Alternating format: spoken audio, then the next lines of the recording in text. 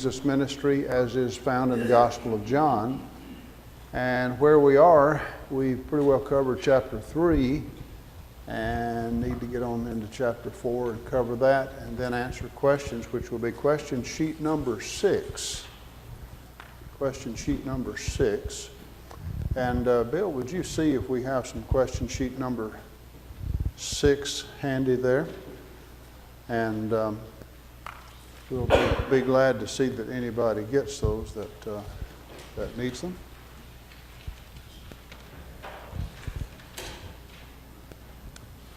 Say that right up there at the top. Okay. Does anybody need a copy?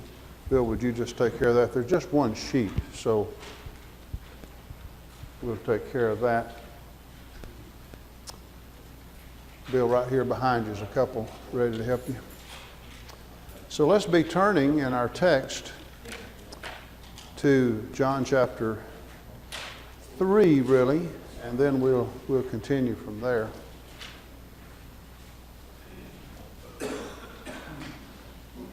And Bill over here is Donna. Anybody else? And Greg, grab a couple from Bill and hit these over here. And Bill, over there. Greg, this section here.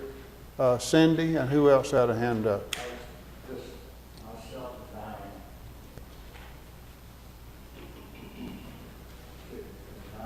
I'll tell you while these guys are helping me make sure everybody has a copy.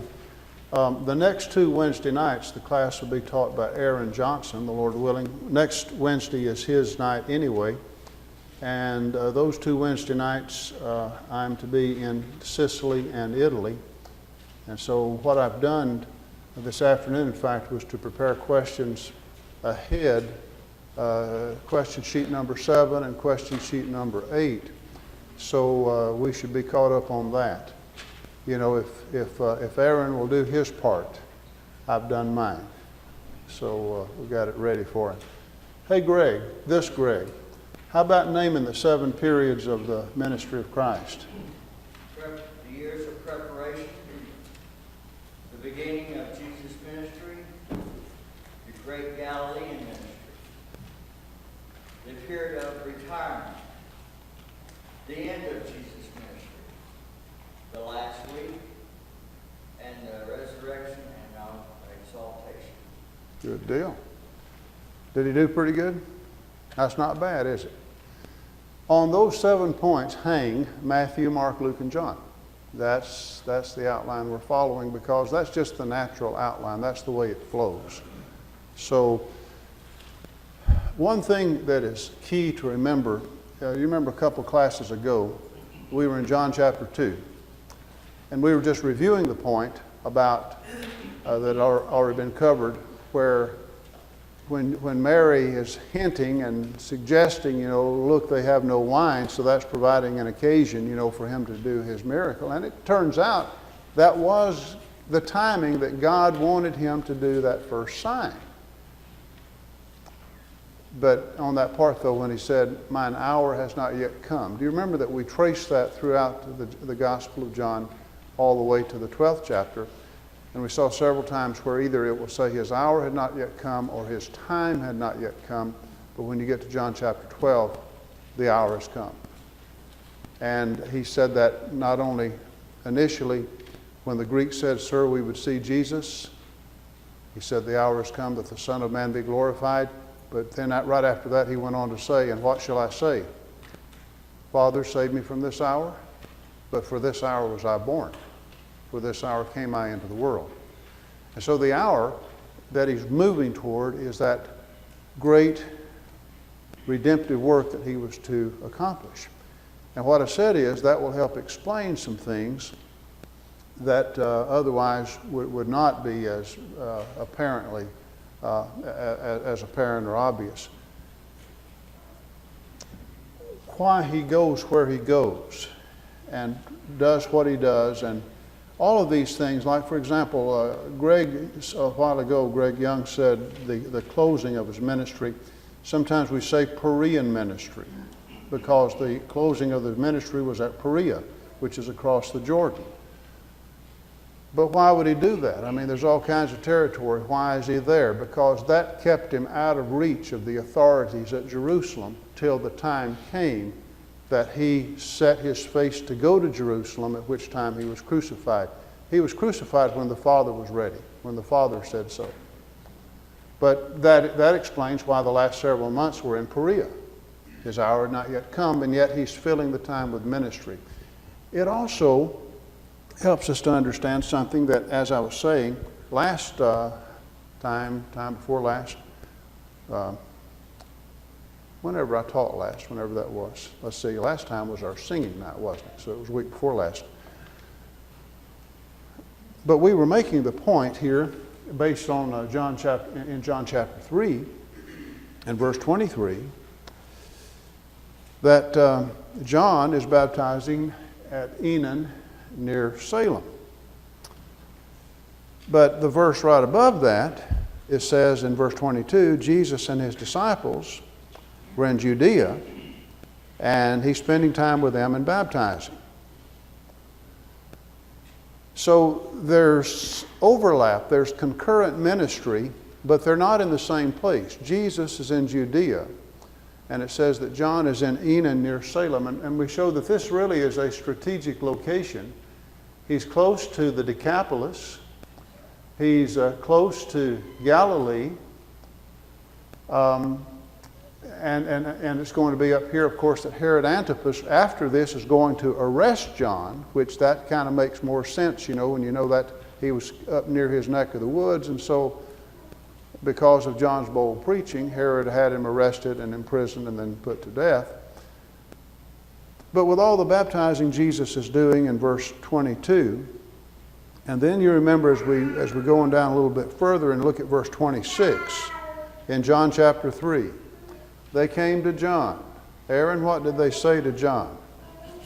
Rabbi, he who was with you beyond Jordan, to whom you have testified, behold, he is baptizing, and all are coming to him. All are coming to him. Now, John was so devoted to Jesus. There's no jealousy, there's no competition, but he uses this illustration, it's one of your questions, that he's the friend of the bridegroom. Now, the friend of the bridegroom in biblical times, he would make, well, it'd be somewhat comparable, like today you'd say the best man, but it's more than that. As I've done some research into that, the friend of the bridegroom, he'd be the one to make arrangements. He'd have a hand in seeing that everything went right. It's special, but it's not about him. It's not about the friend of the bridegroom. It's about the groom. It's not about the friend of the groom. I mean, it's the groom. And so John is just saying, "This is great. I'm so glad." The friend of the bridegroom rejoices just to hear his voice. And so in verse 29, "This joy of mine has been made full. He must increase, but I must decrease." And so John's ministry is going to fade. It's going to lessen. He'll be arrested, then he'll be put to death. So he says, "I must decrease, he must increase." But John is just saying, this is my joy, that people are hearing, that they're coming to him. But I want you to stay with me because I'm linking some things together. John is in Aenon near Salem. Verse 22, Jesus is in Judea. Verse 26, everybody is coming to him. And then in chapter 4, verse 1, when therefore the Pharisees had heard, the Pharisees here are not just, it's not like just saying some of the Jews, but the rulers among the Jews. Remember, like Nicodemus came, he was a Pharisee, and he was a ruler of the Jews. These are the ones that had the more influence and pull and among the leaders. And so the Pharisees heard that Jesus was making and baptizing more disciples than John, although verse 2 says parenthetically, Jesus himself was not baptizing, but his disciples were. And you know, as a sidebar, can you see the wisdom in that? Who baptized you? Andrew.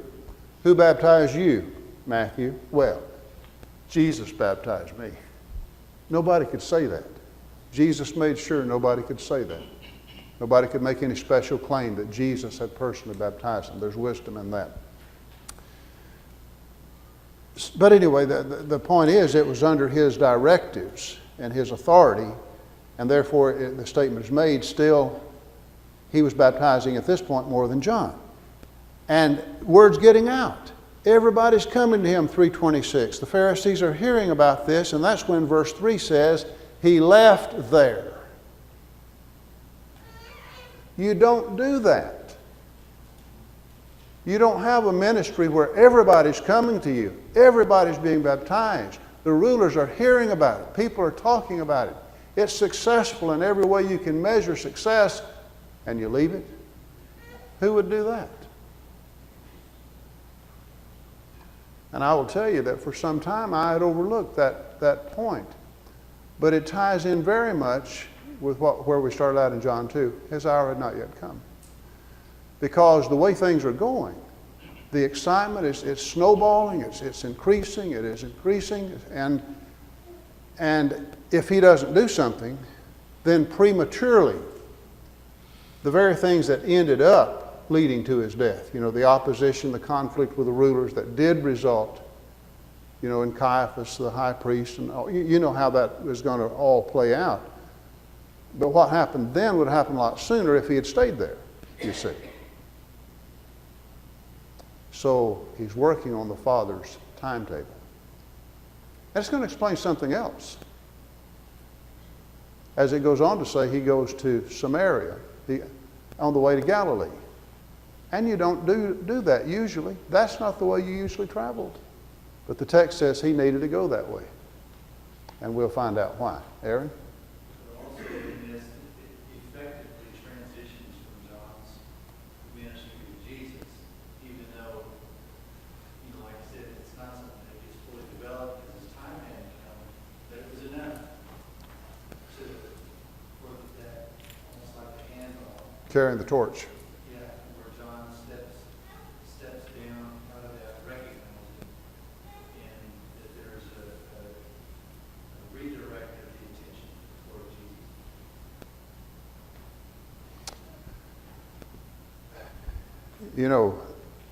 I don't know how much reading you do about church history, but even in recent years, when I say recent years, I mean like 1800s, 1900s, and some of the places that were begun in the last century or more, even in Alabama. The rule of thumb these brethren would use, they'd go into an area with a horse and wagon, maybe put up a tent or see where they could meet, maybe use a schoolhouse back then or wherever, but they'd just get people passing out the word they were going to be preaching the gospel. And the rule of thumb was, if they gave it a good honest try, for several nights and just couldn't get any interest at all, they'd move on. But this was also the day of what was called the protracted meeting. In other words, it might be kind of open-ended, where if you stayed and there was genuine interest and people were being converted, and in some of those meetings there might be 30, 40, or 50, and people kept coming, then it might end up being a 3-week or a 4-week stay, and then arrange for somebody, when that evangelist left, for somebody else to come in and work there.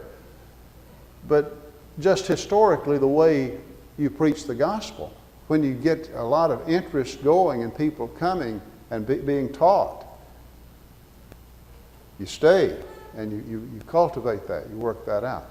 And it's at the very height of this kind of excitement that I want you to see that verse 3 says, Jesus left Judea and departed again into Galilee. And not only that, but hold your place here and go to chapter 4. When he arrives in Galilee, Brother Freeman, you want to do some reading for me? Let's read verse 43 through 45. 43 through 45. Now after 2 days he departed from there and went to Galilee, for Jesus himself testified that the prophet has no honor in his own country. So when he came to Galilee, the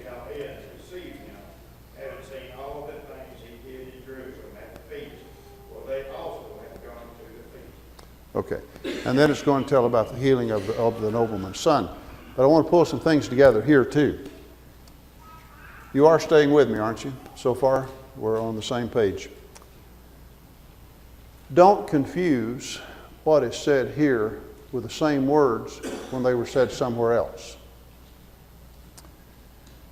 Verse 44, Jesus himself testified that the prophet has no honor in his own country. Now he's going to use the same words in a different context. In Luke chapter 4, he will go to the synagogue at Nazareth and he will read the scripture from Isaiah. And he'll say, today this scripture has been fulfilled in your ears. And the people, while it says at first they're amazed at his teaching, then the next thing you keep reading and,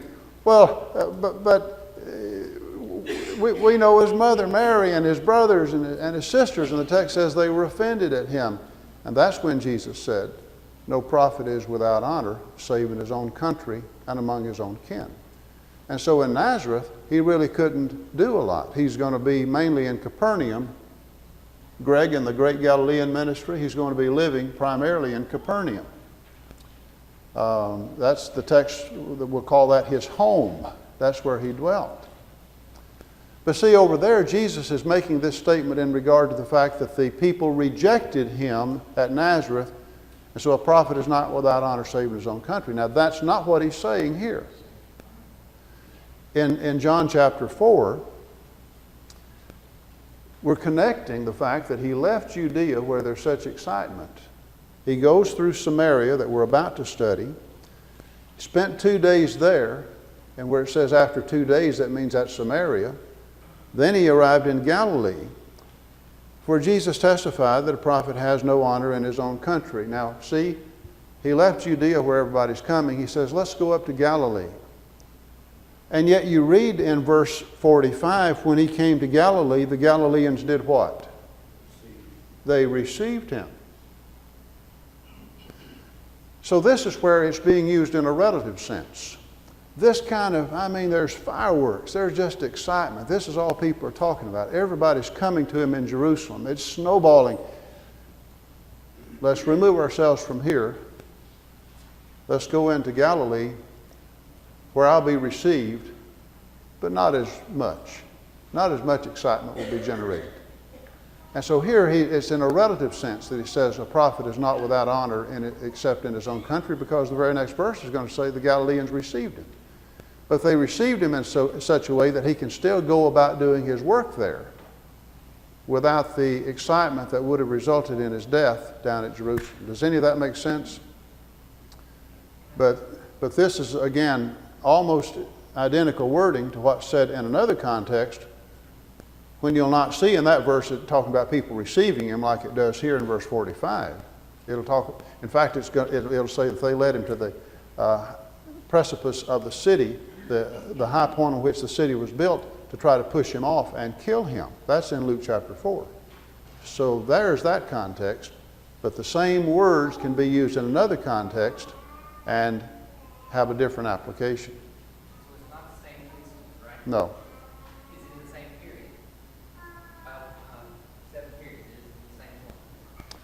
Well, this right here, the general answer would be yes. This right here, he's just now entering Galilee, verse 43. But as he's doing this, it's like before he does anything else, it's why are we up here? He left Judea for reasons we just saw. He's in Galilee, and he says a prophet has no honor in his own country. Not saying I'm going to go up there and everybody will reject me. Verse 45 shows people received him. But we need to see he's getting away from the excitement that if it had continued without interruption in Judea, would have brought about his death before the Father was ready. I keep saying he's working on the Father's timetable. And and I told you when we understood that part about his hour had not yet come, that that's going to factor in why he does what he does. Just like making this decision that no gospel preacher in the last century or 150 years would have ordinarily made. I cannot imagine any gospel preacher doing that.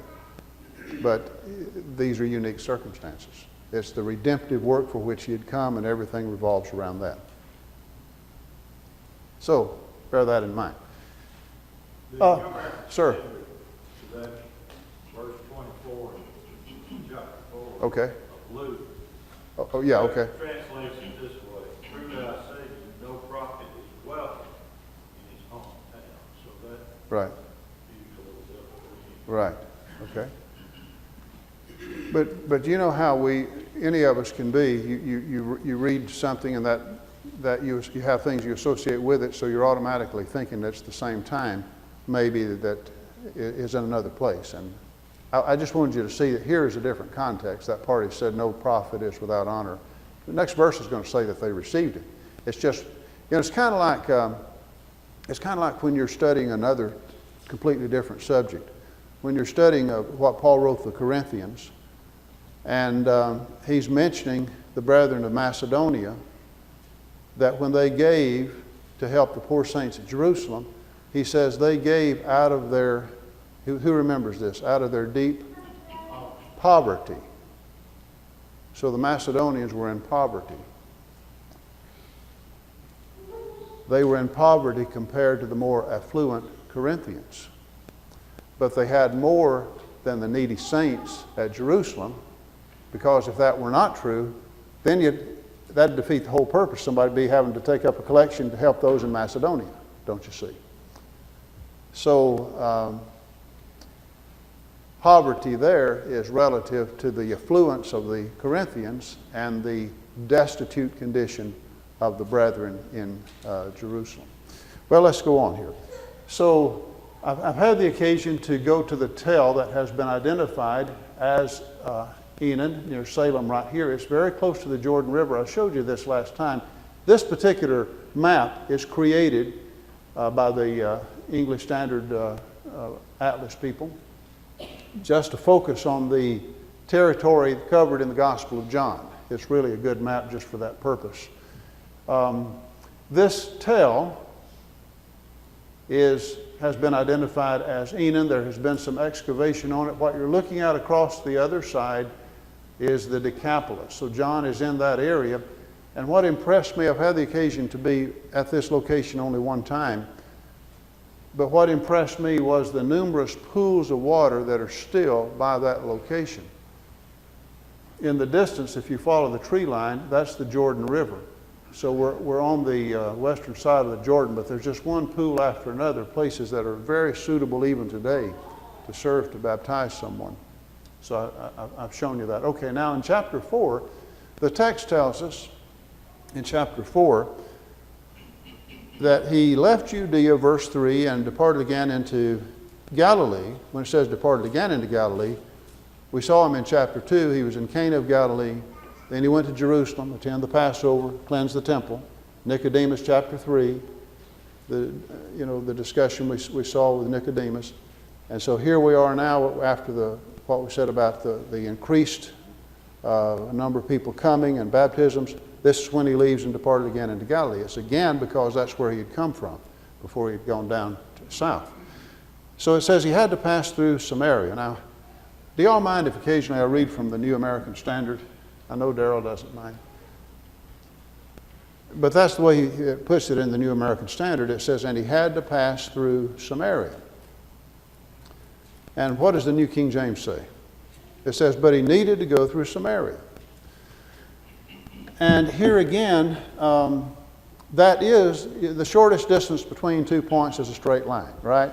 You ever heard that? So yeah, if you're going from Judea up into Galilee, that would make sense. It's just that a lot of times people don't do what makes sense.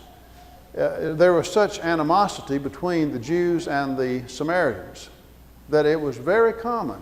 You know, at Jericho, there was a place you would ford the Jordan, and you'd make your way up here on this side, and at some point cut across, depending on where you were going, I guess.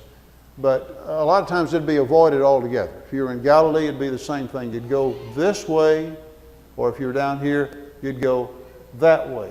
You did not have to go this way. People usually did not go that way. The Jews looked at the Samaritans. 2 Kings 17 is background when Israel to the north falls. You've got the poor in the land, the destitute left in the land. You've got the Assyrians bringing other people in the land. They intermarry. They're engaged in a sort of mixture of, they're worshiping the Lord, they're worshiping these false gods. And so you have that kind of situation that had gone on for years. By the way, there are still Samaritans that live at Mount Gerizim. And that's the real thing. They've done DNA testing that shows they're descendants of the Samaritans of Jesus' day. But anyway, the prejudice worked both ways. But if you wanted to insult a Jew, like the Jews sometimes would want to insult Jesus, they'd say, have we not said you have a demon and that you're a Samaritan? If you wanted to call somebody a bad name, you'd call him a Samaritan. That's the way you do that. Kind of like, if you know the situation today between Greece and Turkey, the Greeks don't like the Turks and the Turks don't like the Greeks. And I told you how that the Turkish guide, Orhan, that we use, that I've known for some years now, his grandmother would take a broom, and when she would be hitting him and beating him with a broom, she would say, "You son of a Greek, you son of a Greek."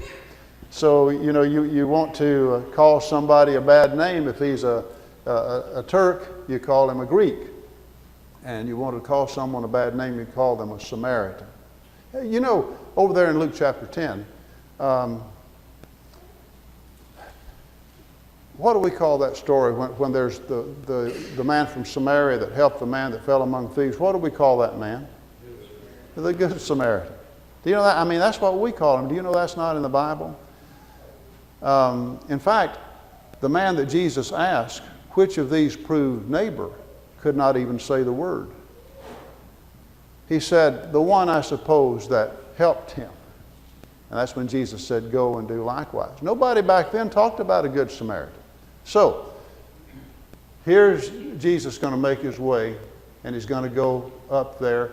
And here again, this specifically shows in John, this map is showing the route Jesus took. This is the ridge road from Jerusalem, the central road that goes up through the district of Samaria and takes you to Jacob's well, where Jesus went, which was near Sychar.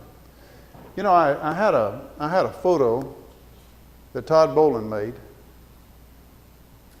Now, Aaron, I don't want you taking time to do stuff like this right now. This is for me, it's not for you. But I had a photo like this. Instead of trying to explain to this guy, we're in Palestinian territory, West Bank, Brother Jenkins and myself. And I took this photo to a guy that was an Arab who was our driver and with us for that day. We had hired him for that purpose. And he knew the places we were going to go ahead of time because we had our itinerary made, the two of us did. But anyway, I showed him this photo and I said, do you know where this photo was taken from? And he said, yes, I do. I said, take me to that spot because I want to take a photo just like that one. And the reason is because when you come up from the south, this is your view. When you're walking from Samaria to the destination where Jesus will be at Jacob's well, this is your view. This is, in other words, Shechem's going to be just right along in here. Jacob's well is, say, right along in here. But this is the view. This is Mount Ebal, the Mount of Cursing, Joshua chapter 8. This is Mount Gerizim. And in the Old Testament, I was telling you about the corruption of worship in 2 Kings 17. What the Samaritans did, they built their own temple up here. Now, in the intertestamental period, there was a Jew by the name of John Hyrcanus that destroyed the temple. So the temple wasn't there. But they still regarded the place as holy, just like, you could destroy the temple at Jerusalem, and the Jews would still regard Jerusalem as holy, just like they do today. So here we are, we're making our way on up, and that's what it looked like when Jesus was walking, except the buildings. Those buildings weren't there, of course. That's Mount Gerizim. No, sorry, that's Mount Ebal. And that was a slide I took in '99. Bill, you digitalized that for me. Do you remember that? And here's another shot that I took more recently. This is from Shechem itself, mentioned in Genesis 12 and verse 6. This is where Abraham was standing when God gave him the land promise. Again, Mount Ebal, and to your left is Mount Gerizim. And from where we're standing, you can, right behind us is where Jacob's well is. So at Mount Gerizim, there is some artwork in a very nice museum there. And I talked to a Samaritan there who is, they still, see, the Jews today, if it's Passover, they don't, nobody observes, they'll say they keep the feast, but they don't slaughter a Passover lamb. They don't do like that. But the Samaritans do. And I've seen the pits, I say barbecue pits, the pits for grilling, where they have it set up. Just several of those pits are set up for grilling because each year they observe the Passover. But anyway, I was talking to the guy that's not the high priest, but in line to be the high priest eventually. And a lot of interesting information there. He had a good sense of humor too. He said, you've heard about the Good Samaritans. He said, we are the Good Samaritans. But anyway, this shows some artwork about, again, just depicting that. But I took this shot because of where it was taken. And here we are, Jacob's well. This is the scene as you look up. Now there is a Greek Orthodox church over it, and this is the well right here. And of course, in the days of Jesus, you didn't have all of this stuff there. But that's what happens when a place can be identified, is that it will become a shrine. So you kind of have to look past that. Photos are not permitted in here, but I had permission from the priest in charge to take this photo. Do any of you have the Zondervan Encyclopedia of the Bible, the 5-volume work? Really a good work. And you can also have it in digital form. But I made a quote from this right here. There are hardly any sites that have less doubt as to their authenticity than the site of Jacob's well. All traditions agree on this. In other words, Christians, Jews, Samaritans, everybody agrees this is the spot, and it just goes back as far as you can in history. You won't read that about many sites, but this is perhaps the most undisputed site in all of Israel. In other words, here's a place you can say, here's where Jesus was. He sat by this well. The water that was in this well, that's what they were talking about. And here is there again is the well that I was just showing you. And this shows the shaft as it goes on in beyond the water table to the underground stream there. So it's not just a rain-filled cavern. There's actually water there that can be sometimes referred to as living water. I showed you where Shechem was a while ago, and as I said, really behind and to your east a bit, that's where Jacob's well is, but you can really see the site from there. So this is an old black and white photo from the Baker Bible Atlas that I have used a lot. And the woman came, and it was about the 6th hour. The synoptics use Jewish time of reckoning. John seems to use the Roman time. The 6th hour would not be 6 in the morning, and it would not be 12 noon. It would be like 6 p.m. The disciples and Jesus have been walking a long time. This is why he's tired. It's not like it's early in the day. He wouldn't be tired sitting by the well. It's not even noontime. It would be about 6 p.m. And that's when the ladies would come to draw the water, not in the middle of the day, but at the end of the day. And so as she came, she knew that Jew over there would not speak to her, and she wasn't about to speak to him. And she was very surprised when he said, "Would you give me a drink of your water? How is it that you, being a Jew, ask a drink of me, who am a Samaritan woman?" The Jews have no dealings with the Samaritans. If you knew the gift of God, and who it was that asked you for water, you would ask for him, and he would give you living water that would spring up to eternal life. Well, she says, the well is deep. Did you see that a while ago? The well is deep. She looked at him. You have nothing to draw with. Where do you have this living water? Are you greater than our father Abraham, our father Jacob, rather, who gave us this well and drank thereof himself and his sons and his cattle. Jesus said, well, if you drink of this water, you'll thirst again. If you drink of the water that I have, you'll never thirst.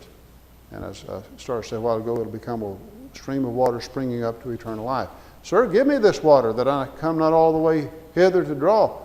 Okay, go call your husband. There can be no conversion without conviction. What Jesus is doing is he's convicting her of sin.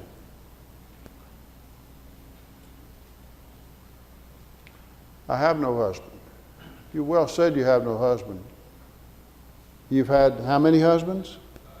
And the one you now have is not your husband. So now she perceives he's a prophet. But interestingly, she wants to change the subject. Have you ever had somebody try to do that? Now, our fathers say that in this mountain, and you know what I just showed you? She could look right up there, and Mount Gerizim was looming there. But you Jews say Jerusalem. Jesus said, you worship you know not what. Salvation is of the Jews. In Jesus' effort to convert somebody, he never compromised truth. He didn't say, well, to each his own. He said, the Jews are right about that. And what you folks are doing is ignorant worship. You worship you know not what. But he said, now the time's going to come that it won't be this mountain nor in Jerusalem. Because he's looking ahead, with the establishment of the church and as we've been studying on Sunday morning, the international nature of the kingdom and people of God all over and the local congregations coming together. But Jesus gave us such a good description of what the Father is looking for, what the Father is seeking in verse 23 and verse 24. God is spirit, and those that worship him must worship him in spirit and in truth. There's a longing in this woman. There's a thirst in her for more than just water. I don't know how she knew to ask this, but could it be? She wistfully says, I know that when Messiah cometh, he will tell us all things. And that's when Jesus does something that he doesn't usually do. He just came right out and said, I that speak unto thee am he. She left her water pot. It's interesting. Up until this time, Jesus will say something, she'll reply. Jesus says something, she'll reply. Jesus says something, she'll reply. When Jesus said, I that speak unto thee am he, she just leaves her water pot. And she goes into the city and says, come see a man that told me all things whatsoever I've done. Could this indeed be the Christ? And many believe because of her word. They asked him to stay, and then they came to her and said, now we believe, not because of your word, but because we have seen and know that this is indeed the Son of God. Who would have thought that this woman of Samaria, who had been immoral, who had been ignorant in her worship, who would have thought she's a good prospect for the gospel? And who would have thought not only that, but look at all the people she led to Christ. We don't read about Nicodemus leading anybody to Christ. He may have, later on. But we don't read about him having those kind of results as we do her. And that, brethren, is why Jesus needed to go through Samaria. It wasn't just because the Ridge Road went there. It sure wasn't because that's the way people usually went. He had to go because the one that knows the hearts of all men knew of the teaching opportunity that would be there. And what happens next is Jesus arrives in Galilee. And you have the healing of the nobleman's son from the distance of Cana, where the first miracle had been done, where this nobleman, serving under Herod Antipas, a royal officer, lived at Capernaum. But Aaron's going to tell you about that. Now, Aaron, I've set it up for you. See, it's going to be a good review for you to quickly answer the questions, just because you don't need to say any more about it. Just quickly answer the questions, And then you can cover new material and go from there. I need you guys, several of you to help me there too. Aaron, I'll leave it up to you. Do you want me to pass out just one, the next sheet and let you do the next one? It's your call. Yeah, that's fine. Just one, number 7? Yeah. Okay, let's pass out number 7. And you can pass out, you're in charge of number 8 when you're ready.